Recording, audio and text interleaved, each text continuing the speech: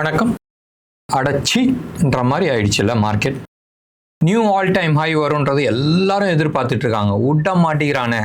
எப்போ நீங்களாம் எதிர்பார்க்கலையோ, யாரை எதிர்பார்க்கலையோ அப்போ தூக்கிட்டு வருவான்ற மாதிரி காட்டிகிட்டு இருக்கு. இன்னைக்கு 115 points minus Nifty. Last probably நீங்கள் 75 மினிட்ஸ் பாரை பார்க்கலாம், இல்லை 15 மினிட்ஸ் பாரை நீங்கள் எடுத்து பாருங்கள்.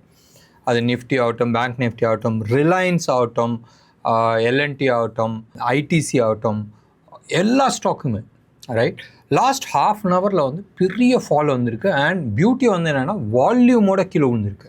இதில் விதிவிலக்குன்றது நம்ம ரிலையன்ஸ் எடுத்துக்கலாம். ரிலையன்ஸ் 75 மினிட்ஸ் பாரை நீங்கள் பார்த்தீங்கன்னா பெரிய வால்யூம் ரைட். ஆனால் நீங்கள் அது 15 மினிட்ஸ் பாராக நீங்கள் எடுத்து பார்த்தீங்கன்னா 3 to 330 பெருசாக கீழே விழுந்திருக்கு. அண்ட் 315 to 330 நீங்கள் எடுத்துக்கிட்டிங்கன்னா ஒரு ஹேமர் ஃபார்மேஷன் இருக்குது. அண்ட் வால்யூம் அப்சர்வ் பண்ணியிருக்கு. அண்ட் டே சார்ட்டில் பார்த்தா ஒரு சின்ன பாராக தான் இருக்குது, பட் வால்யூம் ஹியூஜாக இருக்குது. So that means Reliance still it's showing that strength. மற்ற எல்லா ஸ்டாக்குமே கீழே விழுந்திருக்கு. அது ஐடி ஆகட்டும், மெட்டல் ஆகட்டும். இன்ஃபேக்ட் ஓரளவுக்கு இன்றைக்கி மரியாதை காப்பாற்றினது IT. Mainly KPIT it has 2.7% அப்பாக இருக்குது. டெக் மஹேந்திரா ஓரளவுக்கு அப்பாக இருக்குது. விப்ரோ, பர்சிஸ்டன்ட்னா எம்ஃபசிஸ், டாடா டெக்லாம் வெயிட்டேஜ் கிடையாது, பட் ஸ்டில் இட்ஸ் தேர் இந்த இண்டெக்ஸில் இருக்குது, ஐடி இண்டெக்ஸில் இருக்குது.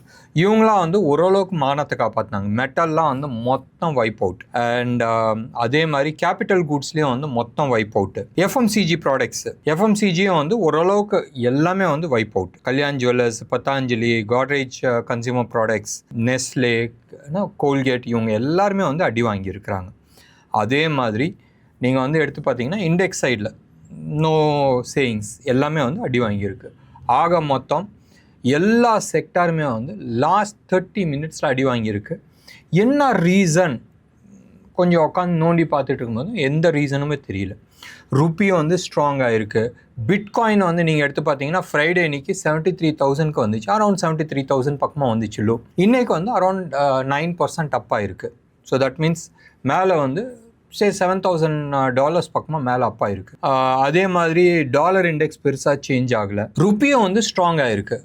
ஃப்ரைடே இன்றைக்கி க்ளோஸ் ஆகும்போது 89.50 பக்கமாக க்ளோஸ் ஆச்சு. இன்றைக்கி 89.15 இருக்குது. அதுவும் 35 பைசா ஸ்ட்ராங்காக இருக்குது. இன்டர்நேஷ்னலி எந்த விதமான பேட் நியூஸுமே இல்லை. அண்ட் இந்தியா வைஸ்ன்னு நம்ம எடுத்துக்கிட்டிங்கன்னா எந்த விதமான பேட் நியூஸும் இல்லை. அஃப்கோர்ஸ் எஸ், யூஎஸ் சைடில் நீங்கள் எடுத்துக்கிட்டிங்கன்னா இன்றைக்கி இன்ட்ரெஸ்ட் ரேட் இருக்குது. இன்ட்ரெஸ்ட் ரேட் கட் பண்ண போகிறாங்களா? பெரிய கேள்விக்குறி. கட் பண்ணுறதுக்கான சான்சஸ் நிறைய இருக்குது. ஏன்னு சொன்னால் அவங்களோட இன்ஃப்ளேஷன் டேட்டாஸ் நல்லா இருக்குது, ஜாப் டேட்டாஸ் ஓரளவுக்கு நல்லா இருக்குது.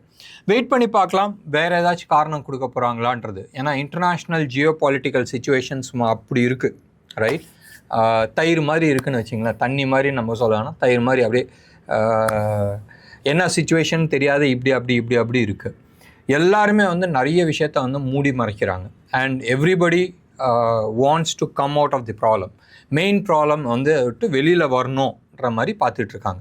எங்கெல்லாம் அவங்களுக்கு அடி வாங்குதோ அந்த அடி வாங்குகிற இடத்துல வெளியில் சட்டு புட்டுன்னு வெளில வரணும்னு பார்க்குறாங்க. இப்போதைக்கு இன்டர்நேஷ்னல் மார்க்கெட்டில் நல்லா அடி வாங்கிட்டு இருக்கிறது, அதாவது வெளியில் காட்டாத அடி வாங்கிட்டு இருக்கிறது Ukraine war. Ukraine war literally it is bleeding right. Europe ஃபுல்லாக செம்ம ப்ளீடிங்கில் இருக்குது. அவங்க வெளியில் காட்டில் அப்படி கோட் சூட்டு போட்டுட்டு விவேக் ஒரு படத்தில் பண்ணுவார் தெரியுமா, பின்னாடி பூரா தாரையாக ரத்தம் விழுந்துட்டுருக்கோம் ரைட்.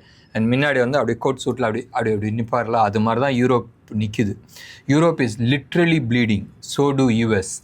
அண்ட் இது ஃபைனான்ஷியலி ப்ளீடிங்கிறது ஒரு சைடு இருக்கட்டும், இன்னொன்று சைடு அவங்கள்ட்ட வெப்பன்ஸ் கிடையாது. வெப்பன்ஸ்னால் அவங்களுக்கு வேண்டிய அம்யூனிஷன்ஸ், இப்போ பீரங்கி இருக்குன்னா பீரங்கிக்கான அம்யூனிஷன்ஸ் கிடையாது. அது எல்லாமே அடி வாங்கியிருக்கு. அண்ட் இட் இஸ் கிரிட்டிக்கல் லெவலில் நிற்கிது. அவங்களுக்கு தேவையான லெவலில் தான் நிற்கிது. ஒன்று. ரெண்டாவது என்னென்ன லேட்டஸ்ட் வெப்பன்ஸ் எடுத்துகிட்டு வராங்களோ அந்த வெப்பன்ஸ்க்கு எல்லாத்துக்குமே ரஷ்யா கவுண்டர் கொடுத்துருக்கு. அண்ட் பியூட்டிஃபுல்லாக they are been winning the war. இது ஒரு சைடு இருக்குது. இன்னொன்று சைடு நீங்கள் எடுத்து பார்த்தீங்கன்னா they are losing their weapons market. Western world almost 98ல் யுஎஸ்எஸ்ஆர் கொலாப்ஸ் ஆனதுலேருந்து தனிக்காட் ராஜாவாக இருந்துச்சு. And they were selling whatever they wanted. And இப்போ சேலஞ்சுக்கு ரஷ்யா நிற்கிது. Yes, Russia financially they are not stable. ஒன்று. டெக்னாலஜி வைஸ் அவங்களுக்கு ஒன்றும் பெருசாக கிடையாது. But still they are able to give a very good fight to the Western world. Arms சைடில் ஒவ்வொரு பிளெயின்ஸ் ஆகட்டும், மிசைல்ஸ் ஆகட்டும், அம்யூனிஷன்ஸ் ஆகட்டும், they have mastered their technologies. Arms மார்க்கெட்டில் அவங்க அடி வாங்கிட்டு இருக்காங்க. குட்டி மார்க்கெட்டில் எல்லாமே வந்து சைனா இருந்துச்சு. அந்த சைனீஸ் மார்க்கெட் வந்து இந்தியன்ஸ் வந்து இப்போ பிடிச்சிக்கிட்டு இருக்காங்க. அது ஒரு சைடு இருக்கட்டும், we are not talking about that. But major bleeding எங்கே நடக்குது? Ukraine war. அண்ட் யுக்ரைனில் வந்து யுக்ரைனை கூப்பிட்டு க்ளீனாக சொல்லிட்டாங்கப்பா, இந்த இடத்தெல்லாம் கொடுத்துட்டு நீ வந்து பேக் அடிச்சுக்க, வேறு வழி கிடையாது. இன்றைக்கி டேட்டில் நான் சொல்கிறது நீ கேட்கலன்னு சொன்னால் எங்கள் சைடில் வந்து நம்மளாம் அம்யூனிஷன்ஸ் கொடுக்க மாட்டோம். ரெண்டாவது வந்து இன்டெல் கொடுக்க மாட்டோம், இன்டெலிஜென்ஸ், ரைட், சேட்டலைட் ரிப்போர்ட்ஸ், அது எல்லாமே நாங்கள் கொடுக்க மாட்டோம்னு சொல்லிட்டு பிளாக்மெயில் பண்ணி உட்கார வைக்கிறாங்க. அப்போ இவ்வளோ நாள் வந்து போர் பண்ணதுக்கு என்ன அர்த்தம்? பாயிண்ட் 1. பாயிண்ட் 2, ரஷ்யா சைடில் வீக்னஸ் நம்ம எடுத்துக்கலாம்.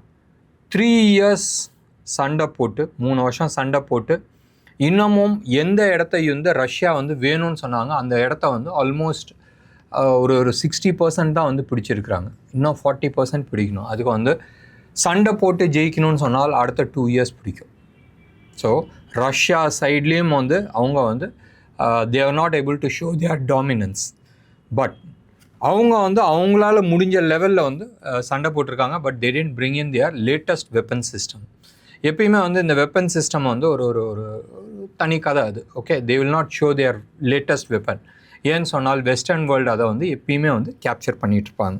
ஸோ மெயின் ப்ராப்ளம் இந்த ப்ளீடிங், ரைட், எங்கே வந்து இவங்க பணத்தை லூஸ் பண்ணுறாங்கன்றது ஒரு சைடு இருக்கணும். மெயின் ப்ராப்ளம் என்ன? அவங்களோட கடன். இப்போ அஸ்யூம் அடுத்த ஒரு 15 days வந்து ரஷ்யா வந்து ஒத்துக்குது அண்ட் அமெரிக்கா வந்து ஒத்துக்குது. ஓகே, இந்த இடம்லாம் நீ எடுத்துக்குன்னு சொன்னால் அமெரிக்காவோட மேஜர் ப்ராப்ளம் என்ன? இப்போதைக்கு 2. ஒன்று கடன், அது சைடு இருக்கட்டும். இன்னொன்று வந்து சைனா வந்து ரேர் எர்த் கொடுக்க மாட்டேங்கிறாங்க. பாகிஸ்தானை நம்பி அவங்க வந்து சில காமெடி வேலை பண்ணிகிட்டு இருக்காங்க. அதுக்குள்ளே நம்ம போக வேணாம். இப்போ மேஜர் ரேர் எர்த் எங்கே கொடுப்பாங்க? யுக்ரைனில் இருக்குது, ரைட். ஆஃப்ரிக்கன் கண்ட்ரியில் இருக்குது. பட் அது தேடி எடுத்து அது ப்ராசஸ் பண்ணுறதுன்றது கொஞ்சம் கஷ்டம். குவாலிட்டி ரேர் எர்த் எங்கே இருக்குதுன்னு சொன்னால் apart from China it is only in Ukraine. So டெஃபினட்டாக யூஎஸ் வந்து யுக்ரைன் கூட வந்து சில டீல்ஸ் போடுவாங்க. மேபி அந்த டீல் போடுறதுக்கு தான் வந்து இங்கே ப்ரெஷர் நடக்குதான்றது ஒரு கேள்விக்குறி இருக்குது. யுக்ரைன் ஒன்றும் பண்ண முடியாது. இப்படி போகிற ஆட்களுக்கு வந்து beggars don't have choice, right. இன்னைக்கு டேட்டில் வந்து யுக்ரைன் வந்து அந்த ஸ்டேஜில் தான் இருக்குது. Probably we have to wait and watch. America அடுத்த மூவ் என்ன இருக்க போகுதுன்றது. ஸோ மேபி மறுபடியும் வந்து ஒரு பேச்சு வந்து மேபி இந்த பீஸ் டாக் வந்து என்ன லெவலில் இருக்க போகுது, ஃபெயிலியர் ஆச்சுன்னா என்ன ஆக போகுது, ரைட். அமெரிக்கா கையை தூக்குச்சுன்னு சொன்னால் ரஷ்யா என்ன ஸ்பீடில் வந்து உள்ளே வரப்போகுதுன்றது நிறைய விஷயங்கள் இருக்குது. we have to wait and watch. But இந்த சிம்டம்ஸ் எதுவுமே இன்டர்நேஷ்னல் மார்க்கெட்டில் காட்டல. அது யூரோப் மார்க்கெட் ஆகட்டும், இல்லை யூஎஸ் மார்க்கெட் ஆகட்டும். யூஎஸ் மார்க்கெட் வந்து இன்ச்சாக அப்படி மேலே ஏறிக்கிட்டு இருக்கு. மெயின்லி பிகாஸ் ஒன்று அவங்களோட இன்ஃப்ளேஷன் டேட்டா, இன்னொன்று வந்து அவங்களோட இன்ட்ரெஸ்ட் ரேட் கட்டு. இந்த இன்ட்ரெஸ்ட் ரேட் கட்டை தான் வந்து மேஜராக வந்து பார்த்துக்கிட்டு இருக்காங்க, which probably will know shortly. Dollar index அதே 100 லெவலில் தான் இருக்குது. 99.95 இருக்குது. ஒன்றும் பெரிய வித்தியாசம் கிடையாது. கமாடிட்டிஸை பொறுத்த வரைக்கும் கோல்டு வந்து ஒரு $2 கீழே விழுந்திருக்கு. ஒன்றும் பெருசாக உழுவில். சில்வரும் வந்து ஒன்றும் பெருசாக கீழே உழுவில். 0.8% தான் வந்து கீழே விழுந்திருக்கு. ருப்பி டேர்ம்ஸில் எடுத்துக்கிட்டோன்னா 12,758 716 வச்சுங்க. இது வந்து 24 கேரட் ஜிஎஸ்டியோட சென்னையில் விற்கிற ரேட்டு. அண்ட் சில்வரை பொறுத்த வரைக்கும் 1,58,250 வந்து ட்ரேட் ஆகிட்டுருக்கு. மறுபடியும் நான் சொல்கிறேன், 1,58,250 ட்ரேட் ஆகிட்டுருக்கு. இது ஹோல்சேல் ரேட்டில் 999 குவாலிட்டி ஜிஎஸ்டியோட விற்கிற ரேட்டு. சில்வர் நிறைய பேர் வந்து கேட்டுட்டு இருந்தாங்க, எனக்கு வந்து ஹோல்சேல் ரேட்டை சொல்லாதீங்க, எங்களுக்கு வந்து மார்க்கெட் ரேட் என்னன்னு சொல்லுங்கள். 171 rupees, ரைட். 171 ரூபா பர் கிராம் சில்வர் வித்துட்டு இருக்காங்க நம்ம ரெகுலர் மார்க்கெட்டில். அண்ட் 22 கேரட் கோல்டு வந்து 11,520 வந்து ட்ரேட் ஆகிட்டு இருக்கு. ருப்பியை வந்து ஏற்கனவே நம்ம பேசினோம், 89 rupees 13 ட்ரேட் ஆகிட்டு இருக்கு, ரைட். ஸோ ஆல்மோஸ்ட் ஒரு 45 பைசா வந்து ஸ்ட்ராங்காக இருக்குது ருப்பியை பொறுத்த வரைக்கும். ஸ்டாக் ஸ்பெசிஃபிக்காக நம்ம வந்து பேசுகிறதுக்கு ஒன்றும் ஜாஸ்தி இல்லை. ஒரு 2-3 ஸ்டாக்ஸை பற்றி இன்றைக்கி நம்ம பேசலாம். பிட்காயின் நம்ம ஏற்கனவே பேசியாச்சு. க்ளோஸ் அபவுட் 9% அப்பாக இருக்குது இன்றைக்கி மட்டும். அதாவது ஃப்ரைடே லோவில் இருந்து இன்றைக்கி வரைக்கும் நீங்கள் எடுத்திங்கன்னா 11% அப்பாக இருக்குது. பிட்காயினை பொறுத்த வரைக்கும் இந்தியாவில் வந்து ஒன்றும் பெரிய ட்ரேடிங் கிடையாது. நிஃப்டியை பற்றி கொஞ்ச நேரம் பேசிக்கலாம். நிஃப்டியை பொறுத்த வரைக்கும் இன்னைக்கு வந்து க்ளோஸ் ஆன லெவல் நவம்பர் மந்த்க்கான கான்ட்ராக்ட் 25,967 வந்து க்ளோஸ் ஆயிருக்கு. பிலோ 26,000 வந்து க்ளோஸ் ஆயிருக்கு. டிசம்பர் கான்ட்ராக்ட் 26,140 வந்து க்ளோஸ் ஆயிருக்கு. நீங்கள் வந்து டிசம்பர் மாதத்துக்கான ப்ரீமியம் நீங்கள் எடுத்துக்கிட்டிங்கன்னு சொன்னால் 173 பாயிண்ட்ஸ் இருக்குது. நவம்பர் மாதத்துக்கான ப்ரீமியம் எடுத்துக்கிட்டிங்கன்னா -3 இருக்குது. நாளைக்கு எக்ஸ்பைரி இல்லை, ஸோ -3 இருக்கும். இன்றைக்கி அப் டு 2 o'clock வந்து மார்க்கெட் அப்படியே ஃப்ளாட்டாக இருந்துச்சு. ப்ளஸ்ஸு மைனஸு, இன்ஃபேக்ட் ப்ளஸில் தான் இருந்துச்சு. +10 15 அப்படி தான் போயிட்டு இருந்துச்சு. 2 o'clockலேருந்து கொஞ்சம் கீழே வந்துச்சு அண்ட் 3 o'clockலேருந்து பெருசாக கீழே விழுந்துச்சு. இது ஒன்று. ரெண்டாவது ஞாபகம் வச்சுங்க, டிசம்பர் மாதத்துக்கு வந்து 173 பாயிண்ட்ஸ் ப்ரீமியமில் இருக்குது. அதே மாதிரி பேங்க் நிஃப்டியை நீங்கள் வந்து எடுத்துக்கிட்டிங்கன்னா டிசம்பர் மாதத்துக்கு க்ளோஸ் ஆனது நவம்பர் மாதம் க்ளோஸ் ஆனது வந்து 58,770 வந்து க்ளோஸ் ஆகிருக்கு. இதே இது டிசம்பர் நம்ம எடுத்துக்கிட்டோன்னு சொன்னால் 59,138 வந்து க்ளோஸ் ஆகிருக்கு. டார்கெட்ஸ் பற்றி நம்ம பேசலாம். நான் சொல்கிறேன், நான் சிபி ரிஜிஸ்டர்ட் அட்வைசர் கிடையாது. நான் நம்பர்ஸ் கொடுக்குறேன், நீங்கள் உங்களோட ஹோம் ஒர்க்ஸ் பண்ணிங்க. நிஃப்டிக்கான நம்பர்ஸ் 26,605 காட்டுது. இன்னமும் வந்து நீங்கள் வந்து ஒரு 75 மினிட்ஸ் ப்ராபப்ளி இதை வந்து அகாடமிக்கல் பர்பஸ்க்கு உங்களுக்கு யூஸ்ஃபுல்லாக இருக்கும். டே சார்ட்டை விட்டுருங்க, 75 மினிட்ஸ் பாரை நீங்கள் போடும் போதும் ரீசன்ட் ஹை ரைட், அது வந்து வேவ் 3 நம்ம எடுத்துக்கலாம். நவம்பர் 11th நீங்கள் எடுத்துக்கிட்டிங்கன்னா அரௌண்ட் 10 o'clock ஒரு லோ வந்துச்சு. அந்த லோ வந்து வேவ் 2 வந்து எடுத்துக்கலாம். ஸோ அது வேவ் 2ல் வந்து வேவ் 3 போயிட்டு இப்போ வந்து வேவ் 4க்கு வந்து வந்துக்கிட்டு இருக்கு. ஸோ இன்னும் எவ்வளோ தூரம் வரலான்னு சொல்கிறதோட நீங்கள் வந்து ஸ்டாப் லாஸ் மெயின்டைன் பண்ணுறது புத்திசாலித்தனமாக இருக்கும். எங்கே ஸ்டாப் லாஸ் மெயின்டைன் பண்ணலான்னு சொன்னால் 25,882 இதுதான் வந்து first stop loss. Second stop loss யாராச்சும் கொஞ்சம் பெருசாக போடணும்னு நினச்சால் 25,800 லெவல். நவம்பர் மாதத்துக்கான கான்ட்ராக்ட் வச்சு நான் சொல்கிறேன், டிசம்பர் மாதத்துக்கான கான்ட்ராக்டில் நான் டிசம்பர் மாதத்துக்கான கான்ட்ராக்டில் தான் நம்ம வந்து 26,605 நம்ம வந்து இலக்கு கொடுத்துருக்குறோம். அண்ட் மோஸ்ட் லைக்லி அதிகபட்சம் டைம் வந்து 8th டிசம்பர் வரைக்கும் காட்டுது. ஆஸ் பர் டைம் சைக்கிள் வருமா வராதான்றது காலம் பதில் சொல்லிட்டோம். இது ஒன்று. பேங்க் நிஃப்டியை பொறுத்த வரைக்கும் எந்த லெவலில் க்ளோஸ் ஆகிருக்கு? 59,138 க்ளோஸ் ஆகிருக்கு. நம்ம டிசம்பரோட இலக்கு பேங்க் நிஃப்டியை பொறுத்த வரைக்கும் 59,962. நாளையோட நவம்பர் கான்ட்ராக்ட் முடியுது. ஸோ டிசம்பர் கான்ட்ராக்டில் தான் நம்ம வந்து இலக்கு கொடுத்துருக்கோம். 59,962 கரண்ட் லெவல்லேருந்து க்ளோஸ் அபவுட் 800 பாயிண்ட்ஸ் அப்சைடில் இருக்குது. ஞாபகம் வச்சுங்க. தொடர்ந்து ப்ரோக்ராம் பாருங்கள். நம்ம வந்து ஆப்ஷன் டேட்டாஸை பார்த்துட்டு நம்ம வந்து ஒரு 3 ஸ்டாக்ஸை பற்றி நம்ம டிஸ்கஸ் பண்ணலாம். இதில் 2 ஸ்டாக் வந்து ஏற்கனவே நீங்கள் வந்து கேட்ட ஸ்டாக்ஸு அண்ட் 3வது ஸ்டாக்ஸ் வந்து நல்லா இருந்துச்சு. ஸோ அதனால் அந்த ஸ்டாக்ஸ் பற்றி நான் டிஸ்கஸ் பண்ணுறேன். நவம்பர் எக்ஸ்பைரி டேட்டாஸ் நீங்கள் எடுத்து பார்த்தீங்கன்னா ரொம்ப இன்ட்ரெஸ்டிங்காக இருக்குது. புட் சைடில் வந்து ஹெவியாக வந்து ரைட் ஆகிருக்கு. எங்கே எழுதியிருக்குன்னு சொன்னால் அதிகபட்சம் வந்து 26,000 தான் அதிகபட்சம் ரைட் ஆகிருக்கு. ஞாபகம் வச்சுங்க, 26,000 கீழே இருக்குது, பட் 26,000 தான் அதிகமாக எழுதப்பட்டிருக்கு. ஒன்று கால் சைட்லேயும் அதே லெவலில் தான் எழுதப்பட்டிருக்கு. So more like a Stradale மாதிரி வந்து போட்டு வச்சுருக்காங்க. ஆஸ் பர் ஆப்ஷன் டேட்டாஸ் நீங்கள் எடுத்து பார்த்தீங்கன்னா மார்க்கெட் வந்து மோர் ஆன் ஸ்டேபிளாக இருக்கிறதுக்கான பாசிபிலிட்டிஸ் இருக்குது. பெரிய டவுன் சைடு இருக்காதுன்ற மாதிரி காட்டியிருக்கு. அப் சைடும் காட்டலை. நீங்கள் வந்து எடுத்து பார்த்தீங்கன்னா அப் சைடில் வந்து செம்ம தில்லாக வந்து எழுதியிருக்கிறாங்க. 2,96,000 கான்ட்ராக்ட்ஸ் வந்து ரைட் ஆகிருக்கு. எவ்வளோ? 2,96,000 கான்ட்ராக்ட்ஸ் 26,000 வந்து கால்ஸ் ரைட் பண்ணியிருக்கிறாங்க. புட் சைடில் நீங்கள் எடுத்து பார்த்தீங்கன்னா 1,42,000 புட்டு வந்து ரைட் ஆகிருக்கு 26,000. 25,850 இருக்குது, நிறைய இருக்குது. 74 lakh கான்ட்ராக்ட்ஸ் இருக்குது. 25,700லேயும் நிறைய இருக்குது. க்ளோஸ் அபவுட் 1.22 lakhs கான்ட்ராக்ட் இருக்குது. 25,500லேயும் நிறைய புட்டு ரைட் ஆகிருக்கு. இது ஒரு இன்ட்ரெஸ்டிங் ஃபேக்டர். ஸோ நாளைக்கு மோர் ஆர் லெஸ் மார்க்கெட்டை வந்து ஒரு டைரக்ஷன் இல்லாத இருக்கிறதுக்கு தான், ஃப்ளாட்டாக இருக்கிறதுக்கு தான் வந்து அறிகுறி காட்டுது. ஏதாச்சும் ஒரு சைடு 100 பாயிண்ட்ஸுக்கு மேலே நின்றுச்சு, மோர் தென் 1 hour நின்றுச்சுன்னு சொன்னால் அந்த சைடில் வந்து ஷார்ட் கவரிங் வரதுக்கான சான்சஸ் இருக்குது. மார்க்கெட் 100 பாயிண்ட்ஸ் ப்ளஸ் சைடில் போனாலும் அப் சைடில் வந்து பெரிய மூவ் வரும். டவுன் சைட்லேயும் ஒரு 100-150 பாயிண்ட்ஸ் வந்தாலும் டவுன் சைட்லேயும் பெரிய மூவ் வரதுக்கான பாசிபிலிட்டிஸ் இருக்குது. இது with respect to November contract. December கான்ட்ராக்டில் டிசம்பர் 30th அன்னைக்கு நம்ம எக்ஸ்பைரி கான்ட்ராக்ட் நம்ம எடுத்துக்கிட்டோன்னு சொன்னால் 26,000 தான் ஹையஸ்ட் கால் ரைட்டாக இருக்குது, புட்டும் ரைட்டாக இருக்குது. ஸோ அங்கேயும் இதே ஸ்ட்ராடல் தான் வந்து யூஸ் பண்ணியிருக்கிறாங்க வித்தவுட் எனி டைரக்ஷன். ஒரு இன்ட்ரெஸ்டிங் ஃபேக்டர் நீங்கள் வந்து எடுத்து பார்த்தீங்கன்னா வெரி வெரி இன்ட்ரெஸ்டிங். இது வந்து என்னதுன்றது நீங்கள் ஆராய்ச்சி பண்ணீங்க, நானும் இன்னும் ஆராய்ச்சி பண்ணல. 24,000 right, Nifty December 30th கான்ட்ராக்டில் 24,000 almost 85 lakh கால்ஸும் எழுதப்பட்டிருக்கு, புட்டும் எழுதப்பட்டிருக்கு. ஈக்குவலாக சம்திங் ஈக்குவல். நான் சொல்கிறது வந்து கான்ட்ராக்ட்ஸ், நாட் வால்யூம். ஸோ இவ்வளோ வந்து 24,000 வந்து ஸ்ட்ராடல் போட்டிருக்காங்கனால் ஏன் போட்டிருக்காங்கன்றது கேள்வி கேட்கணும். அப்போ 24,000 வரைக்கும் மார்க்கெட் போகிறதுக்கு வாய்ப்புகள் இருக்கா, இல்லை என்ன பேசிஸ்க்கோசரம் அது போட்டிருக்காங்கன்றது பார்க்கணும். ஹியூஜ் வால்யூமில் வந்து அந்த இடத்துல ஸ்ட்ராடல் க்ரியேட் ஆகிருக்கு. நினச்சி பாருங்களேன், 2000 பாயிண்ட்ஸ் கீழே வந்து யாரோ ஒருத்தர் ஸ்ட்ராடல் போடுறாங்கன்னா என்ன காரணன்றது கொஞ்சம் யோசனை பண்ணி பாருங்களேன். I have given a home work, right?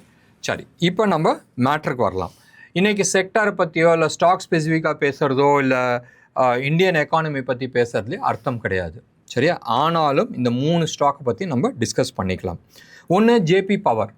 JP power வந்து 2 நாளைக்கு முன்னாடி நம்ம பேசியிருந்தோம் தட் வேதாந்தா எடுக்கிறதுக்கு பதில் அதானி என்டர்பிரைசஸ் எடுக்கிறாங்க. தோ வேதாந்தோட இவங்க 500 கோடி கம்மியாக கொடுக்குறாங்க, பட் ஸ்டில் அதானி என்டர்பிரைசஸ் வந்து டேக் ஓவர் பண்ணுறாங்க. அதானி டேக் ஓவர் பண்ணிச்சுன்னா அது ஏன் காரணன்றது நம்ம போகல. ஓகே, அதானி டேக் ஓவர் பண்ணிச்சுன்னா அட்வான்டேஜ் இஸ் தட் ஜேபி பவரோட அசெட்ஸ், ஜேபி அசோசியேட்ஸில் வந்து 40% ஷேர்ஸ் வச்சுருக்காங்க. அந்த அசெட்ஸ் வந்து அதானி பவருக்கு போச்சுன்னு சொன்னால் செம்ம காசு. ஸோ அந்த ஒரு ரீசன்னால் தான் லாஸ்ட் ஒரு 3-4 டேஸாக வந்து செம்ம ரேலி போயிட்டு லாஸ்ட் 2 டேஸாக வந்து கீழே விழுந்துட்டுருக்கு. கீழே உளுந்திருக்க ஒழிய வால்யூம் இல்லாத உளுந்திருக்கு. Very interesting. ப்ராபப்ளி வந்து உங்களுக்கு டிஸ்கவுண்ட்டில் வந்து கிடைக்கிதுன்றதை எடுத்துக்கலாம். ஒன்று. ரெண்டாவது வந்து ஸ்ட்ரிக்ட் ஸ்டாப் லாஸ் மெயின்டைன் பண்ணிங்க. இது வந்து more of a news based போயிட்டுருக்கு. டெக்னிக்கல் லெவலில் நீங்கள் எடுத்து பார்த்தீங்கன்னா yes, it has broken important resistance level and வால்யூமோட பிரேக் அவுட் பண்ணிகிட்ருக்கு. பட் கீழே விழுவும் போது வால்யூம் இல்லாத கீழே விழுந்துட்டுருக்கு. ஸோ ஜேபி பவர் மனசில் வச்சுங்க.